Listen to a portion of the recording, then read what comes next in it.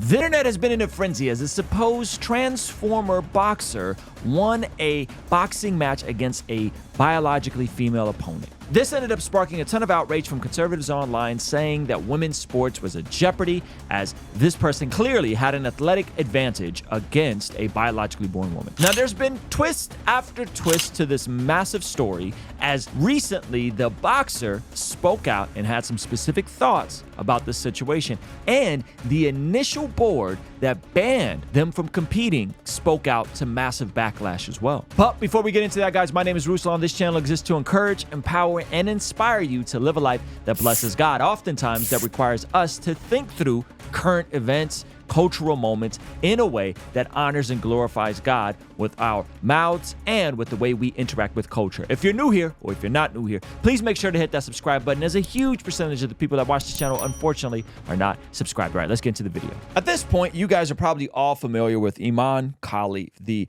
boxer in question who fought a biologically born woman from Italy and made her quit within the first minute or so of the match after getting punched in the face. She claimed that she had never been hit that hard, and then subsequently fell to the ground and yelled, "This is unfair." Did a post-fight press conference where she communicated some of her grievances. Now, the interesting thing about this boxer is she actually has since apologized about that specific situation as more information has came out. Here's Karini's apology right here. On Friday, expressed regret for her behavior towards Khelif. She stated, "I'm sorry for my opponent.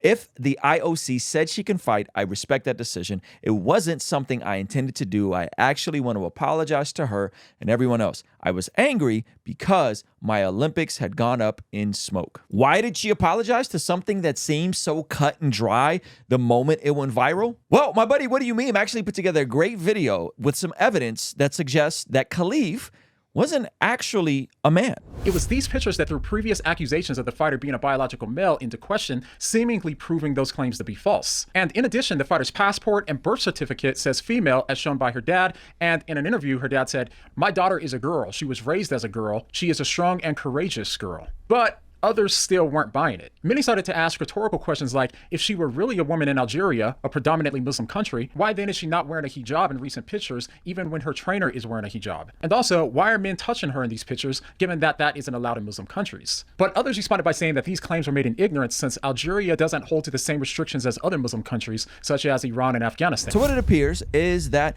the fighter, Khelif, has always been viewed as a woman by her family, always been viewed as a woman by her team, always been viewed as a woman by her country, giving her a female passport.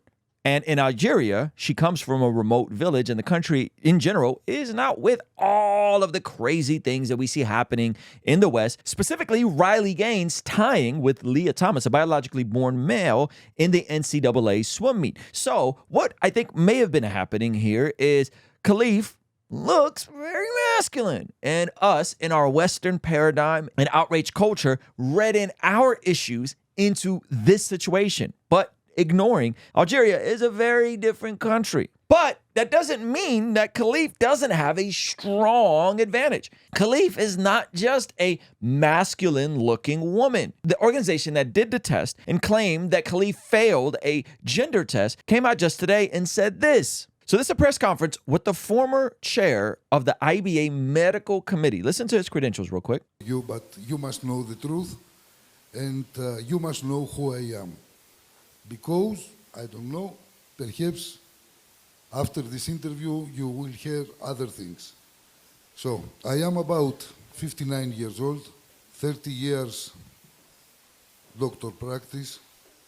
I am obstetric gynecologist, general surgeon, and specialist in IVF, in vitro fertilization, and of course in my genetic department. So that means many things. I don't want to speak too much medicine to you. I don't want to bother you, but many times, for many couples, I prepare babies. Men, woman. I try to say that the medical result, blood result, looks and say the laboratories that this boxer is male.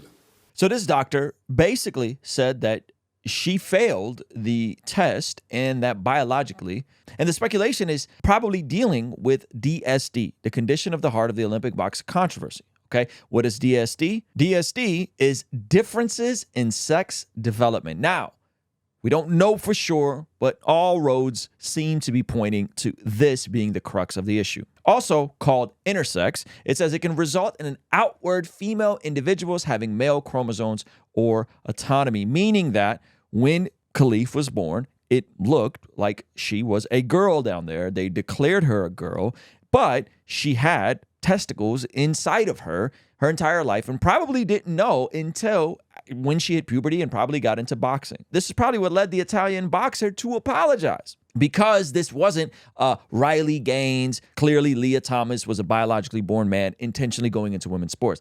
This is not that. Now, it's important to note that folks who deal with DSD or intersex is a very small minority of the population. I think that the reality of them existing makes Christians and conservatives uncomfortable because it removes the binary of sex that most of us are accustomed to.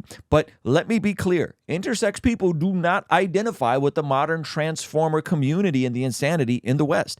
Intersex people are a genetic anomaly. It is not the same thing as a Leah Thomas type of situation. This has led to controversy and conversation around the reality that should people who have male chromosomes but female body parts be allowed to compete against biologically born women? Now, you may not know this, but there's actually 2 boxers in the Olympics that appear to have very masculine feature. Here, Riley Gaines, the young lady who tied with Leah Thompson, shares this other boxer throwing up the XX, symbolizing that a woman with XX chromosomes is not the same as someone that has been living as a woman, but actually has XY chromosomes, even though the plumbing down there might appear more like a woman's. Now, in a moment, we're going to hear from Khelif, but it's interesting that the dad came out and actually clarified her gender growing up. This is him saying, "My child is a girl. She's a strong girl. I raised her to be hardworking and brave. She has strong will to work and to train. The Italian opponent she faced was unable to defeat my daughter because my daughter was strong and she was softer." Khelif in an interview recently came out and said this: "Send a message to all the people of the world to uphold the Olympic principles, according to the Olympic Charter, to refrain from bullying all athletes because it has effects, massive effects. It can destroy people. It can kill people's thoughts, mind, and spirit, and it can divide people. Since I was a young girl, I have been ambitious with the Olympics as my goal.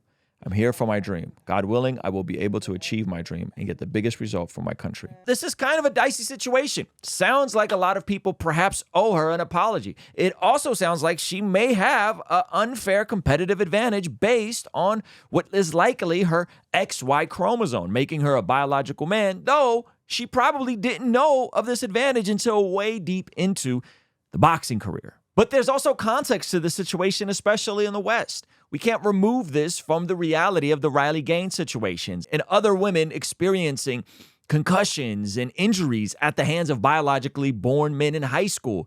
This is something that is prevalent in the West. And in my discussions with people, when flat out asking them, yes, I understand conservatives got it wrong, they fumbled on some of this, but are you okay with a biologically born male competing against biologically born women in sports? And seldom do I get an answer for them. There's also the reality of this Olympics with their opening ceremony, which seemingly mocked the Last Supper painting, and then their terrible apology for it. So even though the context of this is important, and even though it's likely that Khelif does have an unfair advantage in this, we need to be careful to not jump to conclusions as Christians. We need to make sure, as the Proverbs teach, to keep falsehood and lies far from us. We also need to take the words of Paul to heart, where in Ephesians chapter 4, verse 25, he says, "Therefore each of you must put off falsehood and speak truthfully to your neighbor, for we are all members of one body." That we as Christians should be the last ones to jump to conclusions, react in an emotional manner, be polarized, be charged up over something that in this situation looks way more complicated than another transformer looking to compete against biologically born women. So in closing, listen, we're in an election year. We're in a very divisive time. We're in a season where people are willing to say and do things at the expense of scoring points on their political or ideological opposition. But we also can't be committed to being so right that we then act unrighteously. Imagine if you're Khelif. Imagine if you're her parents, working hard and doing what you can to the best of your ability, only to be the viral news for an entire weekend and called something that you're just not. This reminds me of the track athlete Caster Semenya, who says she went through hell due to testosterone limits imposed on female athletes. She too deals with DSD, which they find way more prevalent amongst the elite athletic population, 140 times more higher than you'll find in the general female population. Semenya said, "I'm born a woman, but I'm born a woman with no uterus. I have no fallopian tubes. I don't go through menstruation.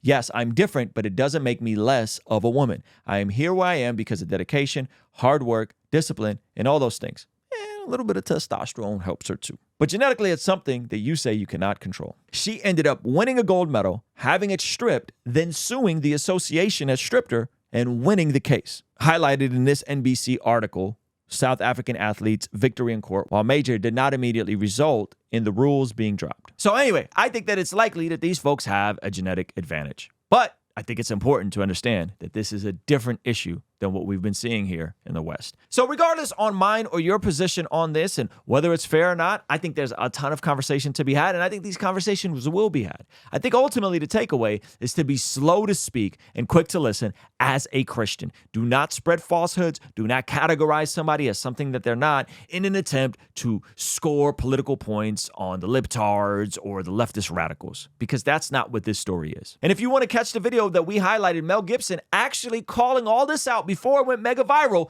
watch this video here. All right, I'll see you over there. Peace.